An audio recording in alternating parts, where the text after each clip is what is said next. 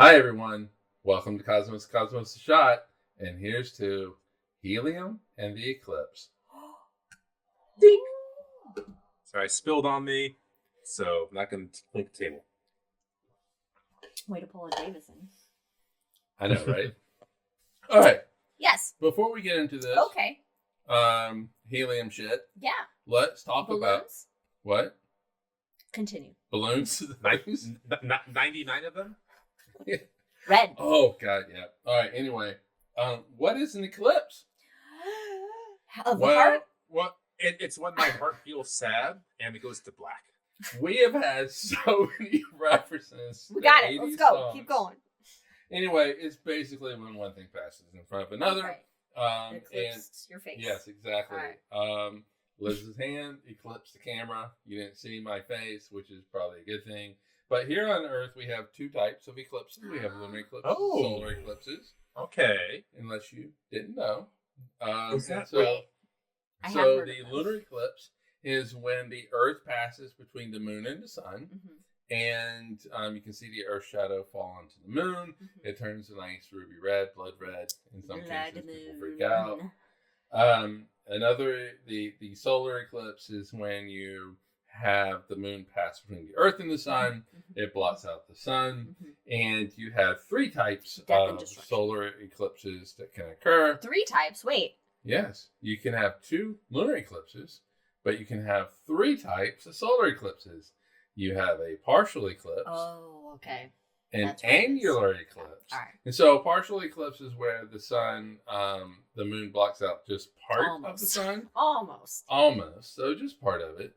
And an annular eclipse is where the moon is at its farthest distance from the Earth. And so not quite big enough. Doesn't quite cover the disc. Doesn't quite cover the Ring disc. of Fire. The Ring of Fire. Not the Johnny Cash song or the Social Distortion song, which is a remake of Johnny Cash. But it looks like a ring of light around the moon. Yes. Ring of Fire. We had one here in Oak Ridge. It was cloudy that one day. But the more spectacular version is the total solar eclipse, where the moon completely blocks out the sun's face, and you can see the corona that wispiness. It gets night. It gets quiet. It gets twilight. It gets quiet. The birds stop. It's the magic moment. It does. It is really the magic moment. And I've only seen one solar eclipse in my life. I cried. Yeah, it was beautiful. It was beautiful. It was amazing. So in the 1800s, a couple years ago. Yeah, we're going back there. As old as I am. Feels like it. Take a drink. Anyway, astronomers were very interested in solar eclipses, especially the total ones, because you could study the prominences. Yeah. These little orange, red, and orange like arcs that come off the surface of the sun. Yeah. We know that they are plasma that is... Think of it as like the sun's flyaways in terms of hair. Oh, yeah. And so, but in the 1800s, weren't really quite sure what they were. Yeah. We knew that they were part of the sun, but the newly invented spectroscope, we can study those things and find out what they're made out of. And they were finding, so spectroscopes are instruments where you can find out what elements are in something. Yes. And so, because certain elements have fingerprints. Fingerprints, yes. So they give off light at certain wavelengths, and it becomes the fingerprint of that element. And they were looking at the prominences, and they're like, that shit's made out of hydrogen. Ooh. Yes, and so which is what the sun is mainly made out of. Exactly, but currently with the eclipse, though, you can't really see the surface of the sun. The sun's so bright. Well, you can never really see the surface of the sun from an earthbound perspective. I mean, you can. It's just you want it if you want to keep your eyeballs. So astronomers were very excited when there were eclipses. Mm-hmm. Generally happen once a year or so, on average, at least, maybe twice a year, that type of thing. And on the 18th of August, 1868, there was a solar eclipse that would. Brandon's looking very serious there for a second. I'm looking how to share my screen to get the picture up you're talking about. Oh, I found it. All right. So on August 18th, 1868, there was a solar eclipse that would go from Eastern Africa, exactly. So that's that. That wispiness is the corona. Look at that prominence up there in the upper right. Oh yeah, and so this solar eclipse would go from Eastern Africa over to Saudi Arabia, across India, down into Southeast Asia, down into basically the Southern Pacific, and then it would end. And there was an astronomer, Pierre Janssen. He was French. Janssen. Janssen. Probably Janssen. Janssen. Well, Janssen sounds very Canadian, but Janssen, like they're in like Wisconsin or something. But anyway, he was French, and he decides that he wants to study this eclipse, and he's going to go to Guntur, India, to observe the eclipse with a spectroscope because he wants to look at the prominences. And so when he's there, he takes his little spectroscope and he sees a really bright yellow line in his spectroscope. And normally that was the indication that it was sodium. Oh, salty. Yeah, exactly. If it has a little potassium mixed in with it. Oh, okay. Bananas. But didn't quite line up where sodium would normally be. Should be. And he was like, all right, well, that's pretty interesting. But it's really bright. And so it probably you'd be able to see it during the daytime without an eclipse. Okay. And so that was it. He goes home, back to France, back to Paris. Yeah. And he writes his shit up. His cheeses and wines. Right. So he writes up all this stuff, his observations, and has, cheese and wine and breads. And just he's arrogant as shit. Baguette. On the 20th of October, 1868, so just a few months later, Joseph Norman Lockyer, he was English. Okay. Boring story. No, I'm sorry. It's alcohol makes me yawn. I understand. It's late. It's a long day. Anyway, he measures a prominence during the daytime. So remember, Janssen said it should be visible without an eclipse. So during the daytime, because the sun's not up at night. What? Because the sun's not up at night. Yeah. So basically, you can't prove that. Lockyer basically stops the sun down quite a lot. Yeah. And just lets a little bit of light in. He's able to get that prominence. He makes a measurement of it, and he discovers that same bright yellow line. But instead of saying that's interesting, he goes, new element. What? Yep. He makes the jump. He thinks he's it's just something like, new. This is new. This is new. Yeah. I'm just gonna make something. Normally we might associate this with sodium, but I think this is new. It doesn't quite line up. Quite right. It's not got to quite be right because fingerprints yes. are on point. Pun intended. So he goes home and he writes his shit up. He does. Did he not wait 30 years to publish it on his deathbed like fucking everybody else? He did not wait. He wrote it up. So Lockyer and Janssen's paper arrive at the French Academy of Sciences on the exact same day. And they both get credit. Oh, good. They both get credit for it. Okay. So Janssen gets it, credit for it, and Lockyer gets credit for it. And go ahead. No, continue. Because I'm eager to find out what this new element is. All right. So, I gave it to you in the title. But anyway, it's not widely accepted.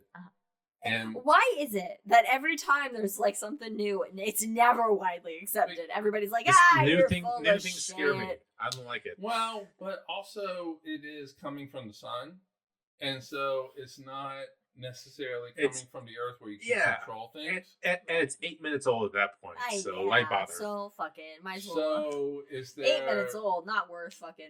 Anyway. From a quote unquote conservative point of view, which is what science is. Yes. It is okay. So it's coming from the sun. Is there some sort of thing, a mechanism that we don't understand? Right. Like, is the atmosphere, the earth, and you can't control it because it's 93 million miles away. We can't control the sun. The sun is the sun. Exactly. The sun does what it wants to do. So it just sits there, kind of sitting out in the ether. In the ether of science, just science land, just hanging out. This is 1868. Yeah. Which we discover all this. It's We have to a couple fast years forward. after the end of the Civil War in America, so Yeah, fun times. just 3 years. Yeah, we can't name anyway. So let's fast forward to 1882. Luigi Palmieri, Italian. Oh, I good couldn't good old tell. Luigi. I thought he was Canadian. We love a Luigi. Oh, it was completely Canadian. Don't do that. Don't do that. We know that's bad. I'm sorry, Federico. Anyway, he analyzes lava from Mount Vesuvius. Oh, okay. He's just Sweet. analyzing it, Sure. not from an astronomy point of view. He just wants to. Is he a volcanologist? Well, he wants to know what it's made out of. All So right, he's using fair a spectroscope. point. Yeah, I'm sure the This Pompeians is wanted very to know Star what it was Trek made of thinking too. about that. Yeah, and he sees the same yellow spectral line in the data. In the lava? Yeah. And so this is the first Sun lava. indication of this unknown element on Earth. My God. Yes. So again, people, they don't accept it. Yeah. You know. I'm happy I don't remember what the title is, so the suspense Yeah. is still here for Same. So we go forward to 1894. me. No, you gotta go forward. We're going forward. William Ramsay. He's Scottish. All right. Oh, Ramsey. I can't do a Scottish brogue. I wish I could. God, I love Scottish accent now. Ramsey. Ramsey. He successfully isolated a new gas with no chemical reactivity, the first of the inert gases, Inert. and, which he called argon. Oh, Now, if what? you are, if you're up to date with your Greek, is it Aragon? which we all are, argon just means lazy. It means lazy It in does. Greek. I'm does, very argon all the time. God, I'm feeling so argon. I gotta start using that We shit. should say that. We should make that a thing. How you doing today? Argon. Argon. Make it So, Having an argon day. so he discovers other quote-unquote lazy gases, neon, krypton, xenon, and he collects his Nobel Prize in chemistry in 1904. Every time I fart, it's argon. It's a lazy gas. It's just a lazy gas. It's a lazy gas. So looking at the etymology, it's without work. So yeah, argon is without work. Yeah. I love how Brandon's like, that can't be it. I'm going to look this shit up. Oh no, I mean you're right. I just like, oh, this is amazing. I need to know more. No, the internet is right. All right, 1895, Ramsey has continued to study shit, and he studies a chunk of uranium ore That's called dangerous. clevite. Did he get cancer? Probably did. Clevite. Clevite. Cleveite. That's how I was thinking it. Clevite. Yeah, exactly. But he puts a little bit of mineral acid on it, and he's Sure. hoping to get You pick that up argon at out of it. Safeway, or What? you just pick that up at Safeway? Little Yeah, mineral yeah. acid? Hardware stores. Yeah. Hardware stores. It's right next to the mineral oils. Yeah. So he's hoping to get argon out. It's right next to the laudanum. What? Right next to the laudanum in the Yeah. pharmacy. Okay. Oh, that was my sound effect. That is your sound, yeah. But instead, he noticed the presence of an unusual gas locked inside the specimen, appearing in a spectroscope as, quote, a glorious yellow effulgence. Effulgence? That's what I Yep. Or say every time I... every morning. Every morning. Every morning. Every time you argon? Glorious yellow effulgence. Yeah. So what he decides to do is he decides to say, okay, I'm not really quite sure what this is. Uh-huh. I'm going to send it to Lockyer, and I'm going to let him verify Okay. my results. And so he There's sends some it. weird shit happening. Yeah, pretty much. Yep. And so he sends it to Lockyer. Lockyer sees it as well. And so Ramsey writes it up, and it appears in the Proceedings of the Royal Society of London a year later. Also, two Swedish chemists, Per Theodor Cleve and Abraham Langlet, successfully isolated it as well. Abraham Langlet, not Abraham. Yeah. So they were able to isolate it as well, but Lockyer dubbed it as a new element called helium. Wait, what? Yep. They didn't know about helium? The title is Here's the Helium and the Eclipse. Well, yeah, but I forgot that. And also, I would think that helium was known earlier. Well, he discovered it When in were 1868. balloons invented? Yeah, and 1868 is when he discovers plenty voices, so it makes sense. Yeah, so Jansen discovers it with the Eclipse. Oh my god. But like all science, stuff has to be verified. Well, yeah. And in all honesty, Wait, what's the origin of helium? What's that mean? You could argue Sun. that Jansen Oh, Helios. Jansen discovers it in 1868 in India, Guntur, India, and then Lockyer actually verifies it with his observations. Mm-hmm. And so that really should be it. Yeah.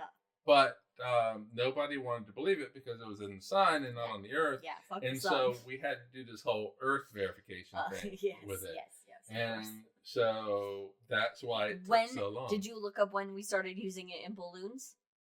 When we started using it, no, I did not. When we look could that up. produce helium? No, that was 1970s. How did we be able to find helium to make it into balloons? Well, all right. That's what I want to know. So they discovered when you put that acid onto that uranium, I'm sure there's other processes and stuff like that. Yeah. Helium is emitted Oh. from that. There's also, you can get helium alpha particles. Helium, it's a helium nucleus. Are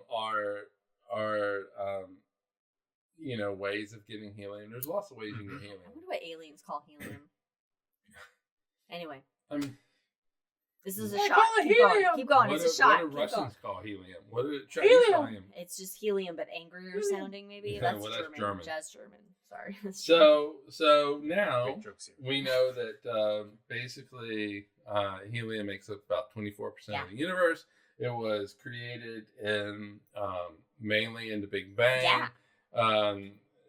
In those first literally 13 minutes, the amount of helium and lithium are defined by the half-life of a neutron. And so that's why my project on decay rate of a free neutron actually has a lot of importance because it sets how much. It wasn't my project. It was actually another dude's project. I was like, But I was wow, working on it. wow, your But project. I was working on it. I take You credit. helped. Yes, you were. I was a peon. I would not Yes, get I was the there. Nobel Prize. I was there, exactly. I was there in the room. And so about 24% of the universe, observable universe, that's the important part, observable matter, Is floating. is matter that we can see, is helium, and it is 12 times the total mass of all heavier elements combined. And we put it in balloons and, And we we suck put it it in up to make balloon. our voices funny. And then we suck it and it makes our voices crazy. But I just wanted to take a moment Yeah. and talk about Jansen a little bit more. Okay, Jansen. Yes. Jansen went on to witness more solar eclipses, 1870. God, and imagine 1875. how much trouble it is to travel during that time too to get to Exactly. these eclipses. 1883, 1905. Wow. 1870, this was insane. He escaped Paris in a hot air balloon because Franco-Prussian War. Who has a hot air Paris- balloon ready to go? He did. Because in Paris was under siege Right. because of the Franco-Prussian Right, War. right. This actually ties into my topic that I'm gonna do. Oh, Check out that episode of the shot coming up at you in 2 weeks. cool. He witnessed the transit of Venus from Japan in 1874. What? And That's in cool. Algeria in 1882. He invented the clock revolver. Okay. Brandon, Liz, what is a clock revolver? Not a gun? I don't know. You tell me. Is it? Oh, is it the cuckoo clocks? It makes the cuckoo go All in right. and out. Liz is going cuckoo clock. I mean, I was thinking clocks that revolve around the time zones, but that's like a cuckoo clock. Okay. All right. It is an apparatus that can take 48 pictures in 72 seconds. Damn. Not anything to do with the And clock. these are high quality pictures too. Compared to relatively. time. Okay. For the time, they're high quality pictures. Yeah. and to where you can actually look at them and do, oh, okay, there's a prominence. You can do a little bit of study on it, stuff like that. So He also invented the spectrohelioscope, which allowed him to do a spectroscope for the sun. This is what happens when you don't have fucking Netflix. He built an observatory at Mount Planck in 1893. I'm sorry, Max Planck has a mountain named after him? Mount Blanc? Oh, Blanc. I thought you said Planck. Oh, I did say Planck, didn't I? You said Fuck, Blanc. That's why I shouted it, yes. Okay. Mount Blanc. Mount Blanc. White Mountain. White Mountain in France. And it was noteworthy at the time because he believed if you get up above the atmosphere, you get better observations. Yeah, you do! And so he was one of the first to do that. In 1904, he released 6,000 solar photographies. I'm sorry, is this shot not about Janssen instead of helium being discovered? Yeah, I know, right? He released it in the Atlas of Solar Photography. He had 2 cameos in the movies by the Lumiere brothers, who invented basically cinematography. Yeah, Two had 2 cameos. And he died on December 23rd, 1907. He is a shot in an episode upon himself. He is. I've never heard of this dude. And we're talking about the discovery of helium. Right. And so, and I get to this because there was just a line in a book. And to learn more about the sun, read Chasing the Sun and join us for the inaugural Cosmos Book Club during the August 2025. Yes, which will be we're gonna. It's gonna be. We might actually have to change the next episode to be the August Science. All right, we don't have today now, but it's gonna be. It's gonna be. But yeah, and it was a line in the book about helium discovered on the sun, which I already knew. It's one of the few elements. It might be the only element that is not discovered on Earth. And by the way, wait a minute. Hold on. Ramsey. Yes. William Ramsey. It was either Ramsey or no, it was Lockyer, I think. He actually discovered radium and cesium here on Earth as well. There are 2 elements, and he used spectroscopy. What a time to be able to discover elements. Them. But and that is Helium and Eclipse. Follow us on all the things. Cheers and resist. Bye.